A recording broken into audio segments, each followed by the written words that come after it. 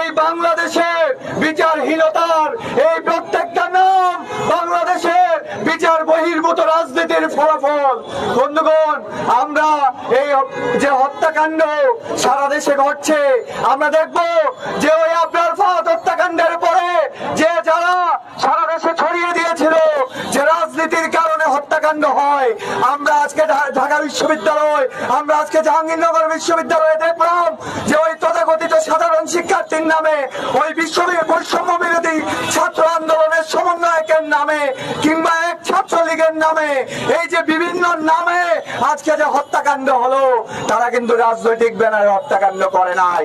বন্ধুগণ, আমরা দেখলাম রাজনৈতিক ব্যানার চলে গেল, এখানে আওয়ামী লীগ চলে গেল, কিন্তু সন্ত্রাস থেমে গেল না, এখানে দখলদারিত্ব থামলো না, এখানে মানুষ হত্যা থামলো না।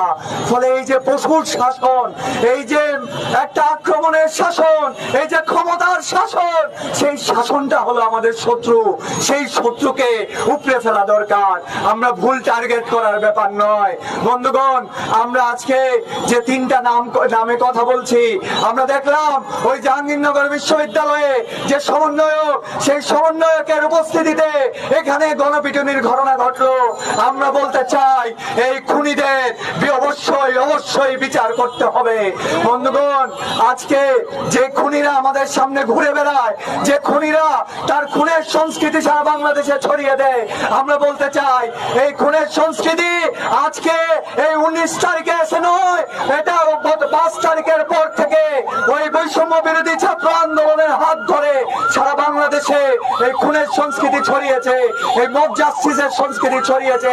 যে কথাটা একটু আগে আমাদের বক্তা বললেন যে ওই হাসনাত আব্দুল্লাহ যখন ফেসবুকে লাইভে এসে মক ট্রায়াল করে, যখন সাধারণ মানুষকে জড়ো করে আক্রমণ করে আনসারদের উপর, সেইখান থেকে এই হামলার জন্ম। ফলে আমরা এই খুনি, আমরা এই নিপীড়ক, আমরা এই মব জাস্টিসের যে হোতা, প্রত্যেকের বিচার চাই।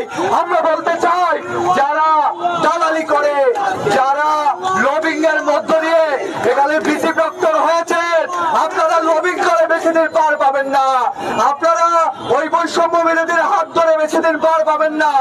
আমার ভাই যদি খুন হয়, আমার ক্যাম্পাসে যদি একটা রক্ত ঝরে, আপনার